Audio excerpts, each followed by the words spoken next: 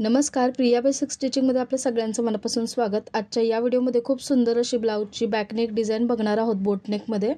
तर व्हिडिओला सुरुवात करूयात। याचं मेजरमेंट जे आहे ते स्क्रीनवर मी दिलेलं आहे। अस्तर जे आहे ते मापामध्ये कट करून बॅक साइडचा जो पार्ट आहे त्याला जोडून घेतलेला आहे। खालच्या बाजूने पलटी करून घेतलं, चारी बाजूने अस्तर जोडून घेतलं, एक्स्ट्राचं जे काय आहे ते कटिंग करून घेतले। तर इथे बघू शकता ब्लाऊजची उंची आहे तयार 13.5 इंच, तर 14.5 इंचाची कटिंग मी घेतली होती आणि अर्धा इंच खाली शिलाई मार्जिन गेल्यामुळे 14 इंच आपले शिल्लक राहिलेला आहे। शोल्डर घेतले 7 इंच आणि आर्महोल सुद्धा घेतलेला आहे 7 इंच, अर्धा इंच शोल्डर उतार दिलेला आहे। गळा रुंदी घेतलेली आहे 3.5 इंच आणि गळ्याची खोली जी आहे ती घेतलेली आहे या पहिल्या गळ्याची 3 इंच। तिथे असा गोलाकार असा आकार देऊन घेतलेला आहे। इथे मध्ये पाऊण इंच अंतर सोडून दिले। इथून खाली 7.25 इंचाचा हा बॉक्स असा ड्रॉ करून घेतलेला आहे। 7.5 सुद्धा घेऊ शकता, इथे जसं मेजरमेंट आहे त्याप्रमाणे मी घेतलेलं आहे। तर 7.25 इंचाचं मार्किंग करून घेतलं आणि या बॉक्सची गळा रुंदी सुद्धा 3.5 इंच घेऊन हा जो बॉक्स आहे तो ड्रॉ केलेला आहे। आता हे जे नेक आहे हा तो कॅनव्हासवर मी कटिंग करणार आहे, कॅनव्हासमुळे त्याची फिनिशिंग चांगली येते। इथे डबल फोल्डमध्ये कॅनव्हास पेपर घेतलेला आहे, फोल्ड बाजू जी आहे ती माझ्याकडे आहे।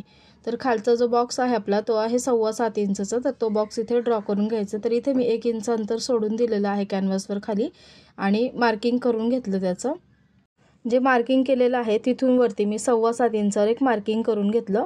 हा बॉक्स आपल्याला इथे तयार करायचा। वरती अर्धा इंच एक्स्ट्रा घेतलेला आहे आणि या ज्या लाईन आहेत त्या ड्रॉ करून घेतल्या। या बॉक्सची गळा रुंदी सुद्धा 3.5 इंच घ्यायचा आहे। मार्किंग केलं आणि एक लाईन ड्रॉ करून घेतली, तर हा असा बॉक्स तयार झाला। याच्यामध्ये आता नेकचा आकार द्यायचा आहे। तर ही जी खालची लाईन आहे इथून गळ्याचा आकार द्यायला मी सुरुवात केलेली आहे। तर जसा मला हवा आहे त्याप्रमाणे मी इथे आकार दिलेला आहे।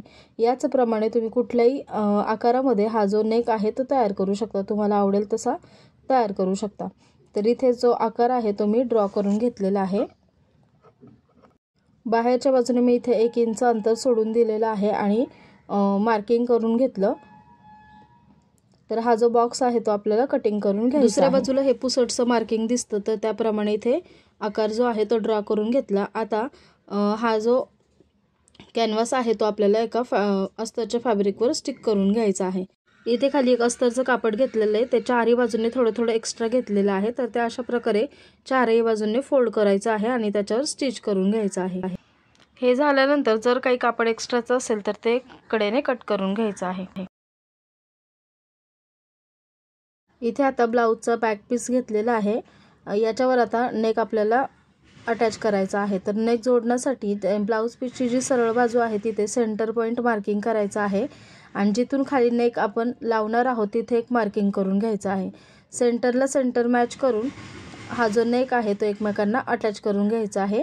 तर खाली ब्लाऊज पीसची बाजू आहे ती सरळ ठेवलेली आहे, त्याच्यावर वरती कॅनव्हास येईल अशा प्रकारे हा कॅनव्हासचा भाग ठेवायचा आहे आणि सेंटरला सेंटर मॅच करून जसा गळ्याचा आकार आहे त्याप्रमाणे स्टिच करून घ्यायचा आहे। आतमध्ये पाव इंचाचं एक्स्ट्रा मार्जिन ठेवून जो आतला कपडा आहे आणि जे कॅनव्हास आहे ते कटिंग करून घ्यायचं आहे। त्यानंतर आतमध्ये नॉचेस देऊन घ्यायचे आहेत, त्याच्यामुळे गळा जो आहे तो आपला छान पलटला जातो। तर संपूर्ण गळ्यावर मी याचे नॉचेस देऊन घेतले, शिलाई कट नाही झाली पाहिजे याची काळजी घ्यायची आहे। त्यानंतर हे जे कापड आहे आणि कॅनव्हास आहे ते आतल्या बाजूला टर्न करायचं आहे।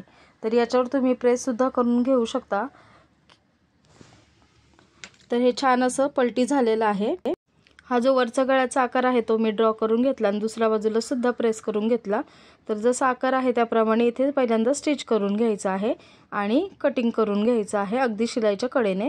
याला मी इथे गोटपट्टी लावणार आहे, तर ही कॉन्ट्रास्ट कलरमध्ये लावली तरी खूप सुंदर दिसेल। तर मी इथे ब्लाऊज पीसच्याच कपड्याची लावणार आहे।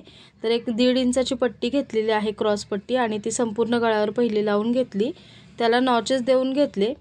त्यानंतर पट्टी जी आहे ती एकदाशी टर्न केली आणि एक स्टिच देऊन घेतली त्याच्यावर।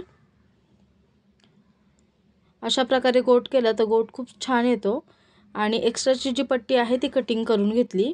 त्याच्यानंतर पट्टी जी आहे ती अशी आतमध्ये टर्न केली आणि गोट जेवढा आपल्याला बारीक हवा आहे, जाड हवा आहे त्याप्रमाणे पट्टी बाहेर काढून एक स्टिच करून घ्यायचं आहे। पट्टीच्या मध्ये आणि ब्लाऊज पीसच्या मध्ये जे खाच येते तर तिथे आपल्याला हे जोडून घ्यायचं आहे। तर आता हे जे कॅनव्हास आहे आतलं त्याला मी हातशिलाई करून घेणार आहे। तर आडवा टक्स घेतलेला आहे 4.5 इंच आणि उभा टक्स घेतलेला आहे 4 इंचचा। तर त्याला मार्किंग करून घेतलेलं आहे आणि त्याच्यावर डबल स्टिच देऊन घेतलेले आहे। तर याला मी कॉन्ट्रास्ट कलरमध्ये पायपिंग लावलेली आहे आतल्या बाजूने। तर पायपिंग कशी तयार करायची आहे याचा व्हिडिओ चॅनलवर अपलोड आहे, तर चॅनलला व्हिजिट करून तुम्ही हा व्हिडिओ बघू शकता। आणि त्याला अजून लुक चांगला येण्यासाठी मी इथे सिल्वर कलरचे बटन यूज केलेले आहेत।